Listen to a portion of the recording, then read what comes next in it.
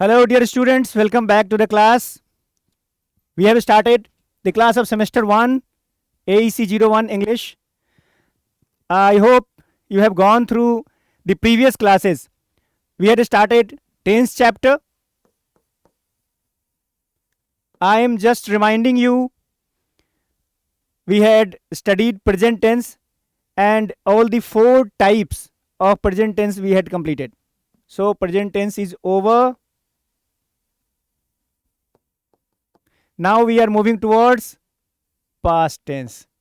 Present tense, past tense और future tense. बहुत ही इजी चैप्टर है. बहुत लोगों को समझ में आया है, बहुत लोगों को समझ में नहीं आया है. जिनको समझ में नहीं आया उनके लिए नया है, समझना है. जिनको समझ में आया है उनके लिए रिवीजन है. Very good. So past tense को किस किस टाइप्स में बांटते हैं, पास्ट टेंस के भेद कौन कौन से होते हैं? Who will say? बताइए, पास्ट टेंस के भेद कौन कौन होते हैं? ओके, पुराने ग्रामर के अनुसार बोलते थे. ठीक है, ठीक है. Go on. Okay, very good, very good.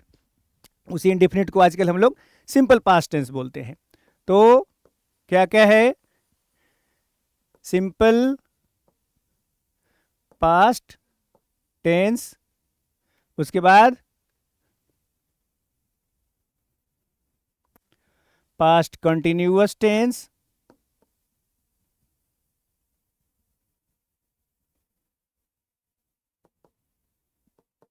उसके बाद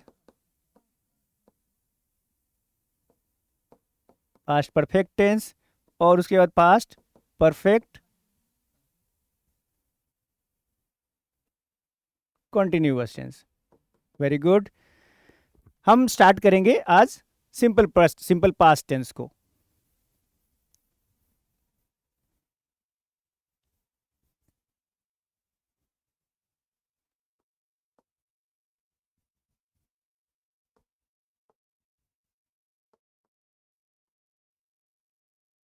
ओके, तो सिंपल पास्ट टेंस, जैसा कि हम जब स्टार्ट करते हैं तो what comes the very first thing in the mind.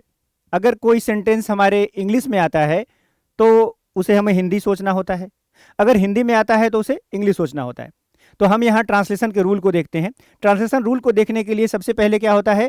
Sentence की पहचान करना. अगर कोई किसी वाक्य को ट्रांसलेट करने के लिए देता है, जैसा कि अभी क्वेश्चन में आएगा, हिंदी में आपको 5 सेंटेंस दिए रहेंगे, उसको आपको ट्रांसलेट करना पड़ेगा इंग्लिश में. तो सबसे पहला काम क्या करना होगा? वो पहचान होती है सेंटेंस की. सेंटेंस को पहले पहचानना है कि ये किस टेंस का वाक्य है. पहला काम. तो पहचान क्या करनी है हमें?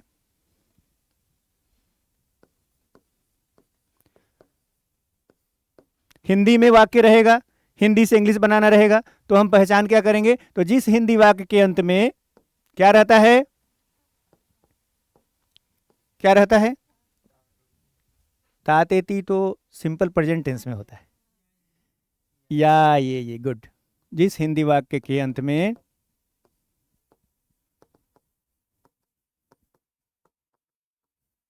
या, ई, ये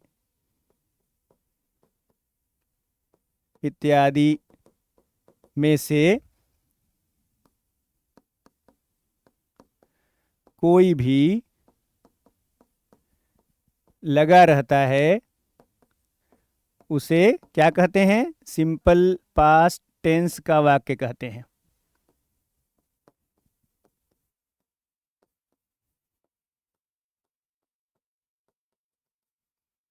एग्जाम्पल.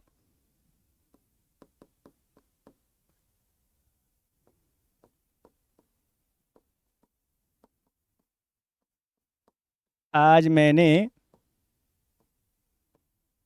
भौतिकी पढ़ा. ठीक है, इंग्लिश ट्रांसलेशन क्या होगा इसका? कौन बताएगा? आज मैंने भौतिकी पढ़ा, क्या होगा? आधा तो ठीक है, लेकिन आधा गड़बड़ हो गया.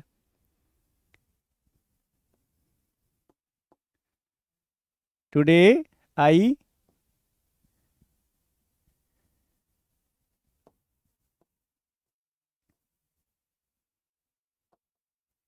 तो गलती कहाँ हुई थी? वर्ब फॉर्म में। वर्ब का कौन सा फॉर्म लगा है? दूसरा फॉर्म लगा है। तो रूल ऑफ ट्रांसलेशन क्या होगा? अगर आपने सबसे पहले पहचान लिया, पढ़ा मतलब आ ई ए कुछ भी लगा है, या ई ये कुछ भी लगा है, तो वो क्या है? सिंपल पास्ट टेंस का वाक्य है। और सिंपल पास्ट टेंस के वाक्य को ट्रांसलेट करने के लिए हमें क्या होगा? रूल ऑफ ट्रांसलेशन देखना होगा। तो क्या लगा है इसमें? Subject plus V2 plus object. Simple है तो सिंपल ही रूल होगा, सिंपल सेंटेंस है तो सिंपल सा रूल होगा। तो subject plus verb plus subject. तो सब्जेक्ट क्या है इसमें? आई है ना, सब्जेक्ट है, वर्ब टू लगा है और ऑब्जेक्ट लगा है। ये RM है, रिमेनिंग मैटर है, वो पहले या बाद में लग सकता है। आई स्टडीड फिजिक्स टुडे, ये हम बाद में भी लगा सकते थे, इसको पहले भी लगा सकते थे, है ना। रिमेनिंग मैटर जो भी होता है, जो उसको एक्सप्लेन करता है, उसे हम पहले या बाद में लगा सकते हैं। हमारा मेन मतलब क्या है? I studied physics. या रीड बोले तो पढ़ा, ठीक है। स्टडी मैंने इसलिए अध्ययन किया, इसलिए। समाचार पत्र पढ़ते हैं और फिजिक्स भी पढ़ते हैं, लेकिन दोनों में थोड़ा फर्क है। समाचार पत्र बस जस्ट पढ़ते हैं तो I read, read red red, spelling same होता है, READ READ READ, read red red. तो फर्स्ट फॉर्म में उसको रीड बोलते हैं, सेकेंड फॉर्म में रेड बोलते हैं, और थर्ड फॉर्म में रेड बोलते हैं। तो रेड होता आई रेड फिजिक्स। लेकिन रेड फिजिक्स तो वो किताब जैसा हो गया, सिर्फ वो अखबार जैसा। लेकिन क्या करते हैं, इसको हम लोग अध्ययन करते हैं ना, फिजिक्स का अध्ययन करते हैं, इसलिए हमने यहाँ स्टडीड वर्ड यूज किया। तो studied, study, studied, studied, verb का दूसरा रूप लगा, ठीक है। तो सब्जेक्ट लगेगा, वर्ब का दूसरा लगेगा और ऑब्जेक्ट लगेगा। क्लियर है?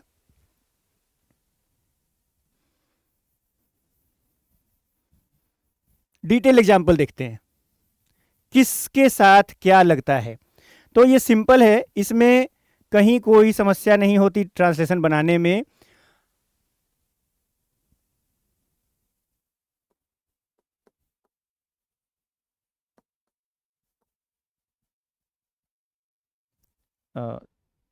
ओके,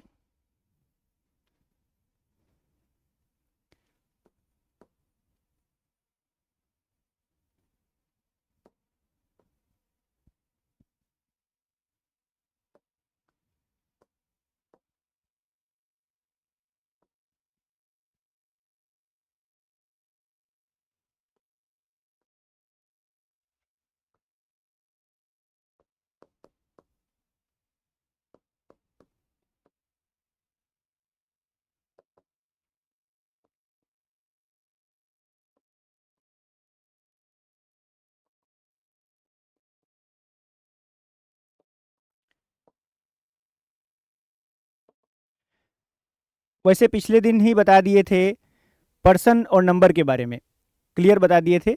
आज फिर से एक बार रिवाइज कर दे रहे हैं, अभी आप लोगों के लिए क्लियर होगा। पर्सन कितने होते हैं और नंबर कितने होते हैं? दो, ओके। तो फर्स्ट पर्सन का सिंगुलर नंबर क्या होता है? आई। तो हम मैं से बनाएंगे।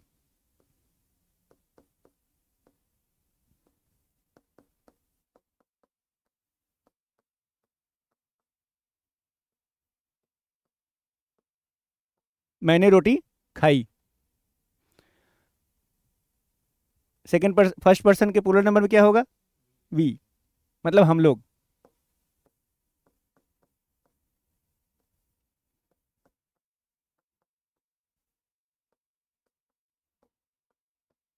हम लोगों ने किताब पढ़ी। सेकेंड पर्सन क्या होगा? यू।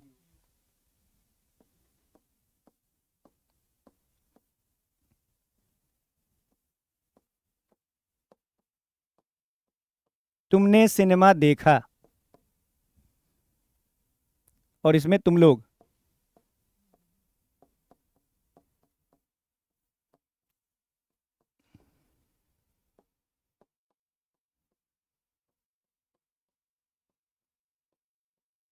मान लो तुम लोगों ने कुत्ते को मारा।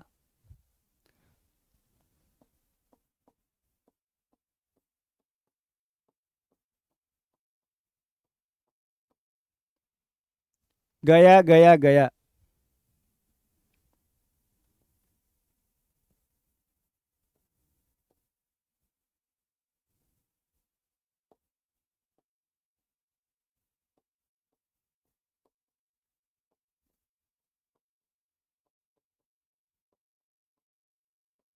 घोड़े सड़क पर दौड़े।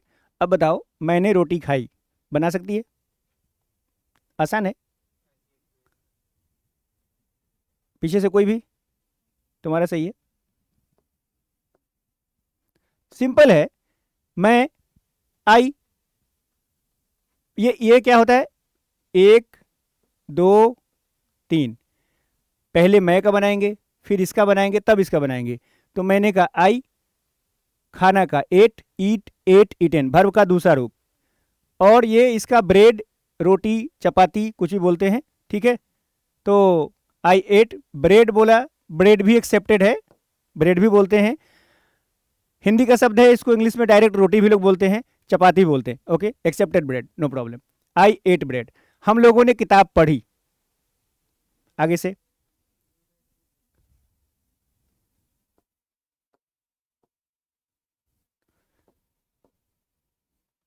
We read a book, very good, सही है, क्लियर हो रहा है। तुमने सिनेमा देखा। ठीक है, मतलब सी सौ सीन होता है, लेकिन सी वाला चीज होता है ना, थोड़ा सा देखते हैं तो उसको हम लोग सी बोलते हैं, लेकिन सिनेमा देखते हैं तो उसको वॉच करते हैं। तो वहां वॉच वर्ब लगाएंगे। चलो बताओ, वॉच वर्ब से बताओ। सब तुम ही बताओगे, दूसरे लोग क्या बताएंगे? किसी एक को आता है, दूसरे को भी कोशिश करना है। वेरी गुड, वही है।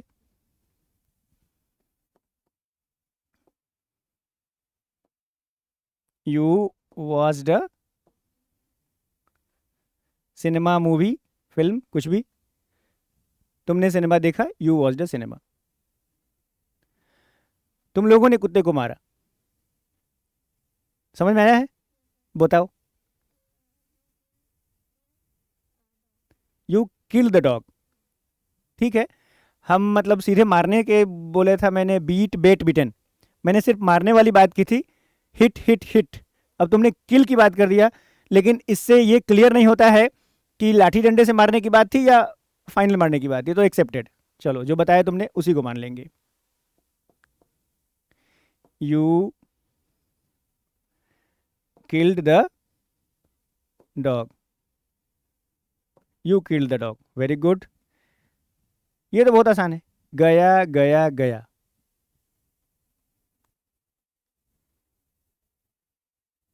बोलो, क्या होगा? हाँ, गोवेंट गॉन सही है। तो गोवेंट गॉन सही है, लेकिन गया, गया, गया क्या होगा? ठीक है। कहीं भी जाने के पहले प्रीपोजिशन टू लगाते हैं। तो गया, वेंट, यस। गया नाम है किसी व्यक्ति का, और ये गया जो है वो दूसरा वाला वो वर्ब है। गया, वेंट टू, और गया फिर कहाँ, कोई जगह का नाम है। ओके। गया, वेंट टू, गया किसी जगह का नाम है। घोड़े सड़क पर दौड़े। बताइए, पीछे से बताइए, यू पीपल। घोड़े का क्या होगा? एक घोड़ा हुआ तो हॉर्स, द हॉर्स। लेकिन एक से ज्यादा हुआ तो हॉर्सेज। वर्ब क्या है इसमें, कौन सी क्रिया लगी है? वर्ब कौन सा काम हो रहा है? दौड़ना का क्या होता है उसका? रन। दूसरा फॉर्म क्या होगा रन का? रैन, रन, रैन, रन। दूसरा फॉर्म क्या होगा? रैन। तो पहले हम क्या लिखेंगे? हॉर्सेज। दूसरा उसके बाद क्या लिखेंगे? रैन। अब कहां दौड़े? कहां दौड़े? On the road. तो हॉर्सेज रैन ऑन द। कितना आसान है, बहुत आसान है ना? तो सब लोग कम से कम पांच पांच ट्रांसलेशन बनाकर आएंगे अगले दिन। Very good. अभी इसमें थोड़ा सा और चेंज करते हैं, थोड़ा सा इसमें चेंज करते हैं। जैसे मान लिया कोई भी एक सेंटेंस को लेंगे और उसको हम अलग अलग तरीके से बदलेंगे, नेगेटिव में, इंट्रोगेटिव में, और इंट्रोगेटिव नेगेटिव में।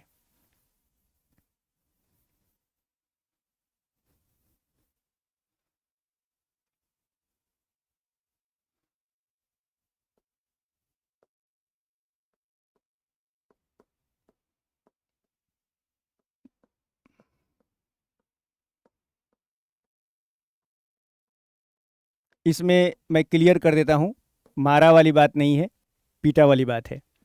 तो हरी ने एक बच्चे को पीटा। अब इसका ये ऐसा वाक्य है, इसका हमें पॉजिटिव सेंटेंस बनाना है, नेगेटिव सेंटेंस बनाना है, इंट्रोगेटिव सेंटेंस बनाना है और इंट्रोगेटिव नेगेटिव सेंटेंस बनाना है। तो पॉजिटिव सेंटेंस यानी इसका ट्रांसलेशन क्या होगा?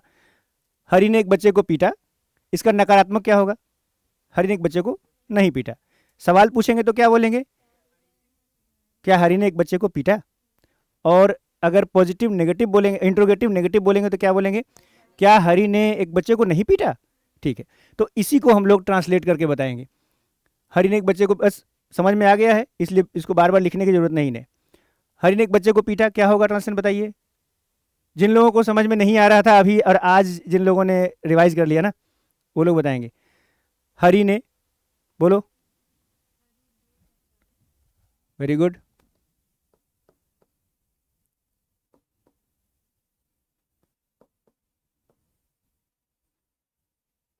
नेगेटिव बनाओ।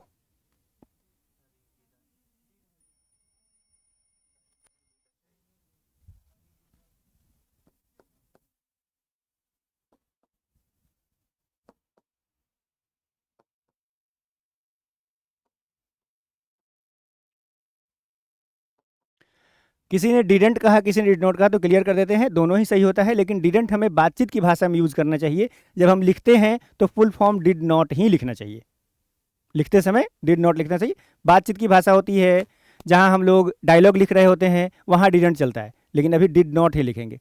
हरी did not beat a child. ठीक है, इंट्रोगेटिव बनाएंगे तो सबको समझ में आ रहा है ना? Did Hari beat a child. Okay, interrogative negative.